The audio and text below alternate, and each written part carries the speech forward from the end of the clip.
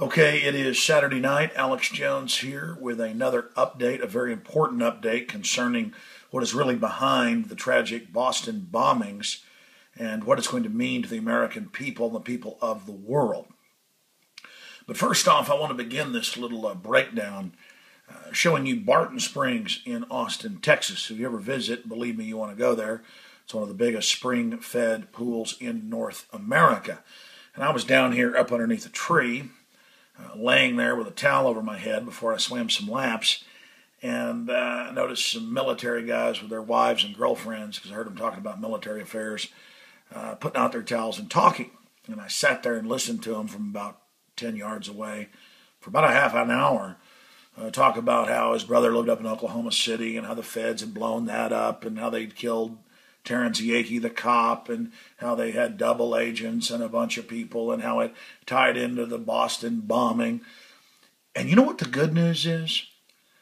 I talked to this group of about 8 people, like 4 guys and 4 girls. They were all about 30 years old or so.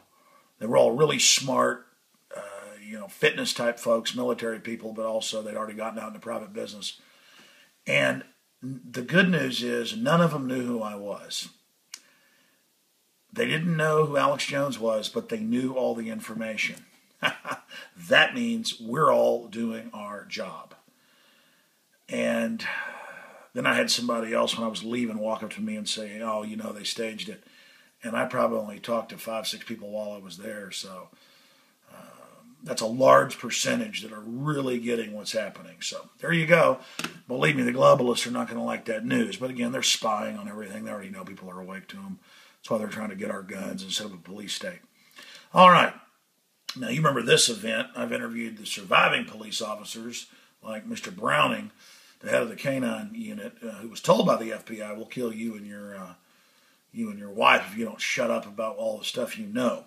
We know who the feds were that planted the bomb. We know this Special Forces gentleman who they kept good and drugged up after they set him up as the patsy.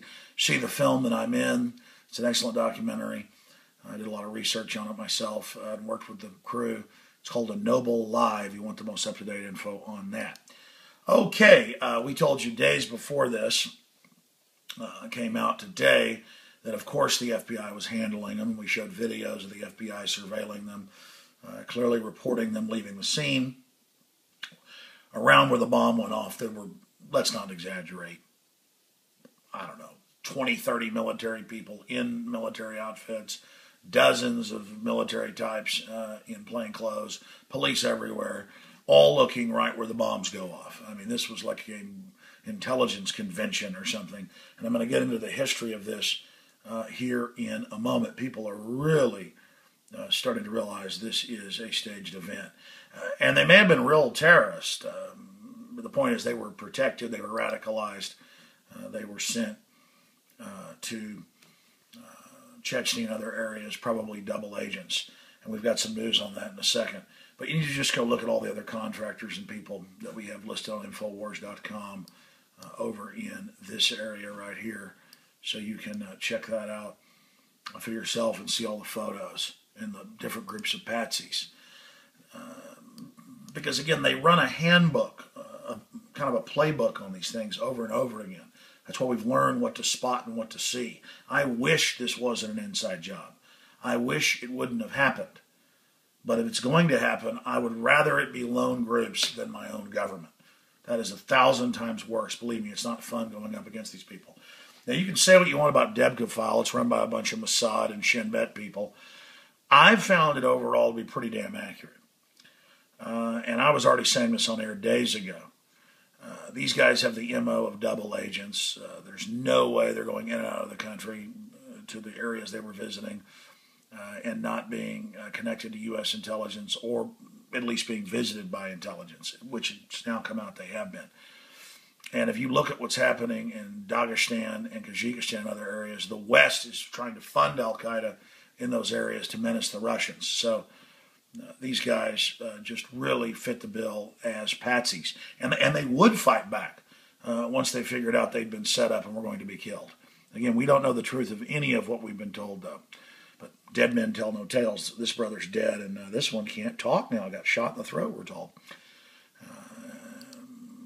And they're trying to keep, quote, media and anybody else away, and even police away. The feds are. Yeah.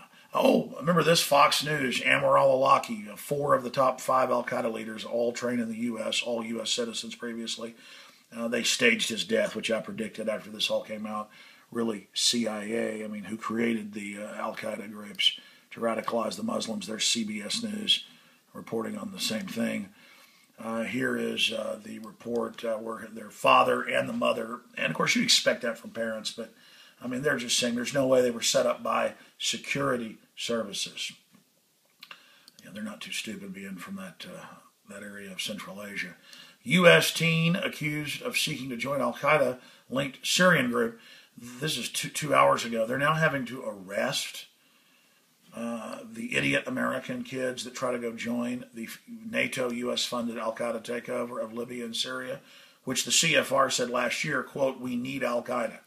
I mean, I'm just sick of hearing I've got to give my rights up because of al-Qaeda, and then most of it's run by the West to go take down secular governments and wreck everything and kill Christians and Jews in Libya and Syria. I mean, I'm sick of it.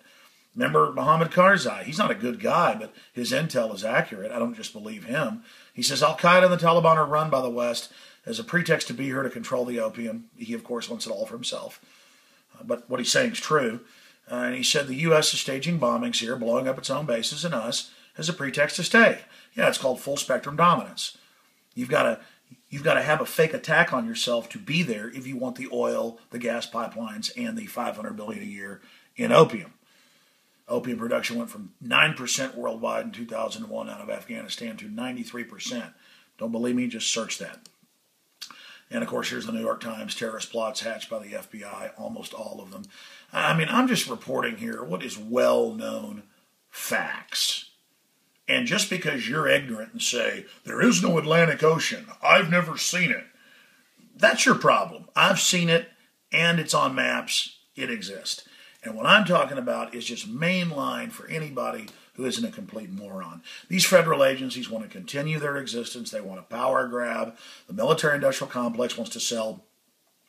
They sold like $15 million of bomb robots last year to the city where I live. And if a bag blows out of a car, they have robots out there and all this crap. Now they're having TSA checkpoints 5 miles from where I'm sitting in Austin, Texas. I mean, it's this culture of total fear when hundreds of thousands die from flesh-eating bacteria, every year in the U.S. And honeybee bees kill hundreds of people. They hype all this up, and America will stand strong, and then it sells this whole globalist policy of invading all these countries. But let's just say it wasn't some type of provocateur or false flag or allowed to happen situation. Let's just say that's not the case. Because, I mean, they were all being followed, all being controlled. There were people everywhere, and the Israelis conclude, well, they must have been double agents. And by the way, that's happened before. They've had double agent al-Qaeda blow people up in Afghanistan and stuff. But that's very rare. The preponderance of history, the motive, the means, it's the globalists who want to get rid of American freedom and lock down whole cities and come in everybody's houses. And then it wasn't even the police that found the guy. After they told everybody you can leave your house after 10 hours, or whatever it was, or more locked down, that's prison term, then when people could come out, the guy noticed the tarp pulled back on his boat. Just a bunch of grandstanding. 400 troops, 2,000 police, all this on the marathon route, and you couldn't stop the bombing. So don't tell me that I've got to have some 20-year-old trooper, Army troopers, grope me. In fact, I've got photos I want to show you. It's Papers, Please. Let me see this.